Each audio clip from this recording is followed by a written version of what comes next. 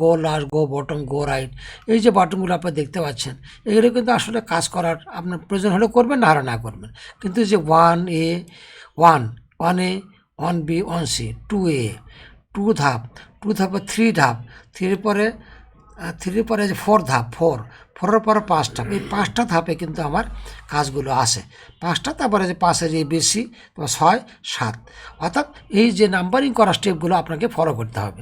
আর বাকি যেগুলো আছে সেটা আপনার আনুষঙ্গিক কাজের জন্য, টাইম বাঁচানোর জন্য দেওয়া হয়েছে।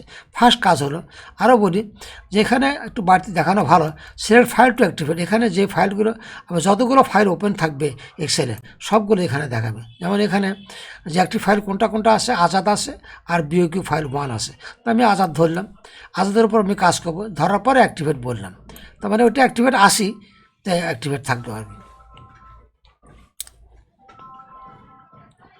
অনুরূপভাবে যে আমি আরেকটা বলি, যে আরেকটা ফাইল আছে, দুটো ফাইল পরপর লাগতে পারে, যে আমার বামে একটা ফাইল, ডানে একটা ফাইল।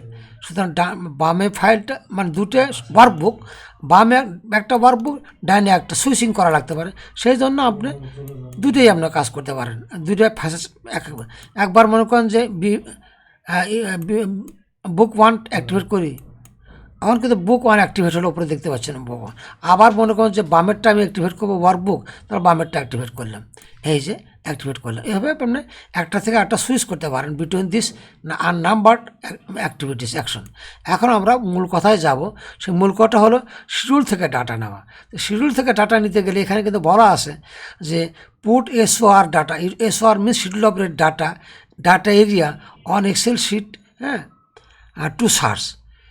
সেটা হলো ডাটা, যে কোনো শিডিউল আপডেট থেকে ডাটা সার্চ করে নেওয়ার জন্য আমার কতগুলো তথ্য দিতে হবে। সেই তথ্যটা কি, রেটের কলাম। কারণ এখন তো আপনারা জানেন যে PWD শিডিউল, রোডসের শিডিউল, তারপরে LGD শিডিউল, সবার কাছে 4-5টা জোন আছে। আপনার যে রেটটা, আপনার জোনের যে রেটটা, সেটা কলাম লেটার কোন কলামে আসে এক্সেল শিটের। আপনার যে BOQ ফাইলটা, আগে তাহলে এত কথা বলার আগে আমরা শিডিউল থেকে যেহেতু ডাটা নিব, সুতরাং শিডিউল ফাইলটা একটু ওপেন করে নিই, এটা ছোটো করে রাখি। আবার নর্মালি এক্সেল থেকে শিডিউল ফাইলটা ওপেন করব, কারণ শিডিউল ফাইলটা ওপেন করে আমি কথা বলি, তার বুঝতে সুবিধা হবে। আপনাকে দেওয়াই থাকে, যখন আমি সফটওয়্যার দিব তখন কিন্তু তার ভিতরে আপনার শিডিউল ফাইল দেওয়াই থাকবে। সে যে PWD শিডিউল 2022 যেটা, এটা নিলাম, এটা ওপেন করি।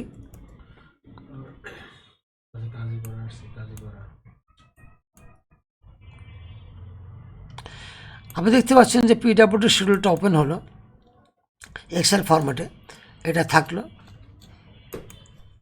আমি টপে যাই, ডিটেলস আমি বলবো না, আপনারা দেখতেই পাচ্ছেন যে আইটেমগুলো না আসে। তবে এখানে কিছু পরিবর্তন আনা হয়েছে, পরিবর্তনটা আগেই বলি, একটু বলে নেওয়া ভালো। কারণ PWD আর রোডসের আর LGD যাই হোক না কেন, তাদের শিডিউল কিন্তু সরাসরি অটোমেশনের মাধ্যমে কিন্তু ব্যবহারযোগ্য না, সরাসরি। কিন্তু সরাসরি যেন আপনার কোনো কাজ করতে হয় না শিডিউলে, বা BOQ তৈরি করতে, যাতে আপনাকে কোনো বাড়তি হাতে কাজ করতে না হয়, সে কারণে সেগুলো আমি সাজিয়েছি। এবং এটা আমার মতো করে সাজিয়েছি। FSGB বহু টেন্ডার হয়েছে, আমি নিজেও করেছি অ্যাজ এ কনসালটেন্ট, প্লাস আমি চাকরিরত যখন ছিলাম তখন করেছি। তো আমার সফটওয়্যার যারা ব্যবহার করে তারাও করে।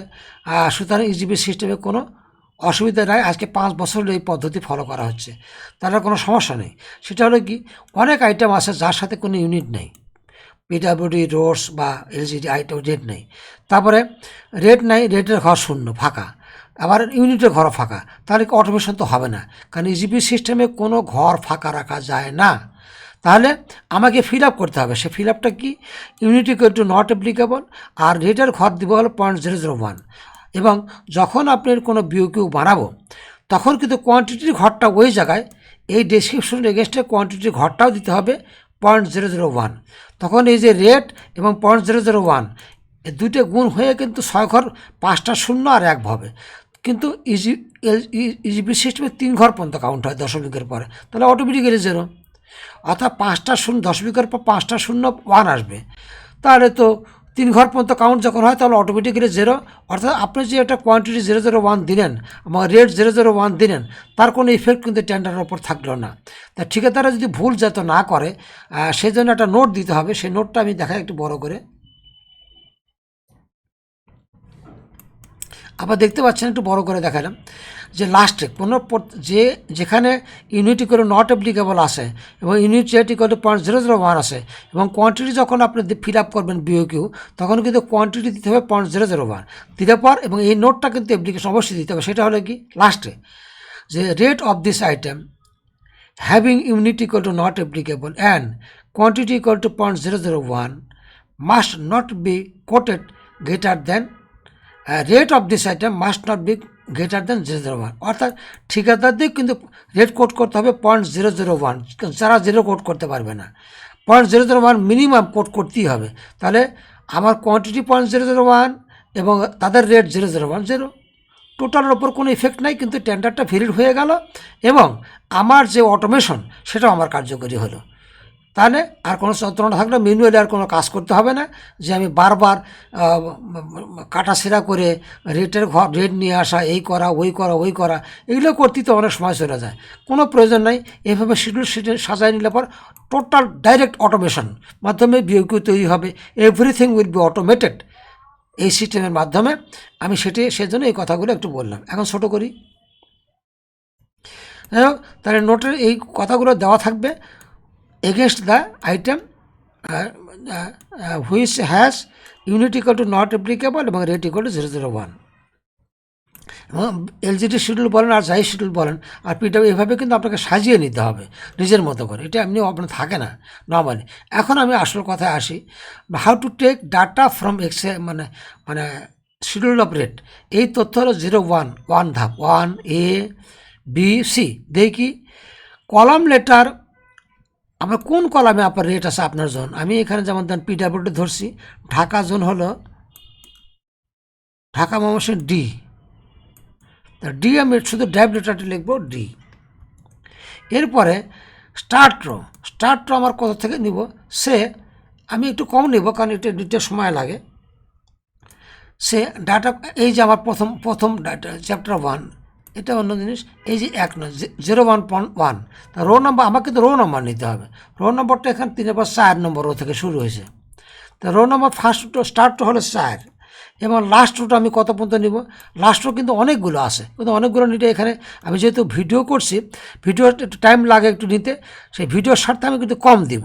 আপনি লাস্ট নাম্বারটা গিয়ে গো লাস্ট বলবেন, গো লাস্ট গিয়ে তারপর লাস্ট দেখতে পাবেন আপনি।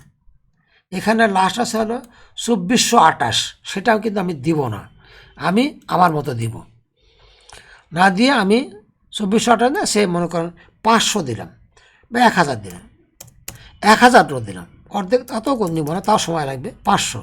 অর্থাৎ 4 নম্বর রো থেকে 500 নম্বর রোয়ের যে আইটেমগুলো আছে সেগুলো কিন্তু এখানে অটোমেটিক চলে আসবে। কোথায় আসবে আমার দেখেন, কোথায় আসবে দেখতে পাবেন।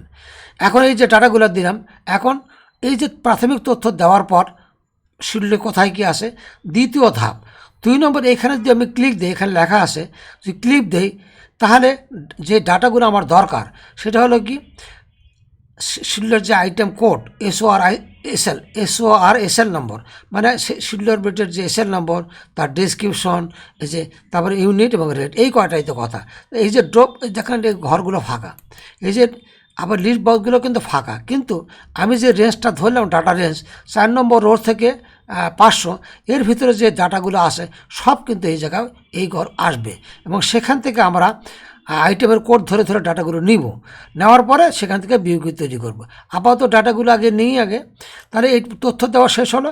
এখন 2 নম্বর ধাপে ক্লিক করে ওয়েট করতে হবে ডাটা একটা মেসেজ না আসা পর্যন্ত। ক্লিক দিই, data taking from schedule of rate, please wait for a while until a message arrive।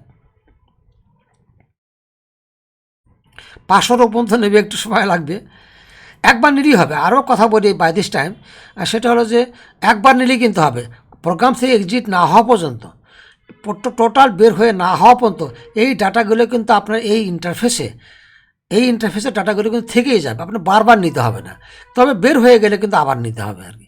কাজে একবার কাজ করার সময় যদি কেউ এলটিএমের কাজ করেন, সাধারণত দেখা যায় অনেক টেন্ডার করতে হয়, সাধারণত বেরোবেন না, প্রোগ্রাম থেকে না বের হয়ে ডাটাগুলো একবারে নেবেন, কষ্ট করে নেওয়ার পরে সারা দিন চালু রাখবেন, চালু রেখে একের পর এক আপনি এস্টিমেট বানাবেন যদি আপনি এলটিএম টেন্ডার হয়, অথবা আপনারা কিছু কাজ করলে কিছু ডাটা করলেন, ওটিএম টেন্ডার যদি বড় হয় কিছু ডাটা নিলেন, পরে হয়তো আরও কিছু করবেন, আরও তখন হয়তো সারাদিন খোলা রাখবেন আর যে ডাটা নেওয়া শেষ না হলে, তাহলে এই টাইমটা অন্তত বাঁচবে। যে data taking from Excel sheet to software, এটা বাঁচবে আপনার। অপারেশন সাকসেসফুল, এটা ওকে বললাম। এখন কিন্তু আমার ইন্টারফেসটা চলে আসলো। আপনি দেখেন লিস্ট বক্সটা কিন্তু আগে ছিল ফাঁকা, এখন কিন্তু ভরে গেছে। দেখেন আগে ছিল ফাঁকা, কিন্তু ভরে গেছে। এইগুলো আইটেমের কোডগুলো। আচ্ছা, তারপরে ডেসক্রিপশন আর দেখবো না, ডেসক্রিপশন তো বিশাল বিশাল, এটা শুধু ফার্স্ট একটা লাইন দেখতে পাবেন, আর বেশি দেখতে পাবেন না। তবে কোনটা যদি আবার ইউনিটগুলো দেখতে পাবেন, এই ইউনিটগুলো দেখতে পাবেন, এটা আপনি দেখার কোনো বিষয় নেই, অটোমেটিক। আর রেটগুলো আসবে, আবার রেটও দেখার কোনো বিষয় নেই। আপনার কাজ হলো মেইনলি হলো আইটেম কোড দিয়ে ডাটা নেবেন, তারপর বাকিটা তার কাজ, সেটা আপনার কোনো বিষয় নয়। আমি এখন ডাটাগুলো নিব, আগে কোথায় নিব? সরাসরি কিন্তু আমার কিন্তু এস্টিমেট কাজ শেষ, কি বলে ওই যে শিডিউল থেকে ডাটা নেওয়া শেষ। এখন আমি আমার যে বিওকিউ ফাইলটা প্রথম বললাম যে ওপেন করে রাখছিলাম ব্ল্যাঙ্ক ফাইল, সেটা আমি অ্যাক্টিভেট করব। এই যে এখান থেকে অ্যাক্টিভেট করব। এখন আমার হাতে কিন্তু এই ফাইল, আমার বিওকিউ ফাইলে কিন্তু কোনো ঘর ফাঁকা রাখা যায় না। From the beginning after the pro forma data শুরু করতে হয়। তাহলে অবশ্যই মাউস পয়েন্টারটা আমি রাখলাম 2 নম্বর ঘরে রাখলাম। এনিহোয়ার, এই রো বরাবর যে কোনো জায়গায় রাখলেই হবে। যাই হোক রাখলাম, রাখে আমি এখন কাজে যাব। এখন ডাটা নেব কি? আমার হাতে তো রাফ এস্টিমেট থাকবে, অথবা ডিটেলস এস্টিমেট থাকবে, তার আইটেম কোডগুলো থাকবে। আইটেম কোড দেখে দেখে আমি ডাটাগুলো নিব। কীভাবে নিব? আমি 1 নম্বর থেকে যাই। আমি আইটেম কোড, আমি কিন্তু ডাটা, এই যে দেখেন 2 নম্বরে কিন্তু সব ডাটাগুলো। 3 নম্বরটা কী কাজ? 3 নম্বরটা ডাটা সার্চিং করা। আর সার্চিং করা মানে আপনি যে হাতেও সার্চ করতে পারেন, যে কীভাবে? আমি 04 নিব, তো 04 দিকে আমি টান দিয়ে যাই। টান দিয়ে যাওয়ার পরে দেখি স্ক্রল করে যেতে পারেন মাউস দিয়ে, অথবা এমনিও যেতে পারেন। 041, 041 নিলাম। 041টা আমি ডাটা নিলাম, এটা আমি নেব। অন্যভাবে সার্চ করা যায় ডাটা, কীভাবে করেন আমি বলবো। যে এই যে 3 নম্বর দিয়ে সার্চ করা যায়, আমি এত কিছু না করুন, এটা কী করলাম? ম্যানুয়ালি করলাম। কোনটা সিলেক্ট করলাম, কোন শিডিউল অফ রেটের কোন ডাটাটা সিলেক্ট করে ম্যানুয়ালি করলাম। এখন আমি অটো কীভাবে করতে পারি?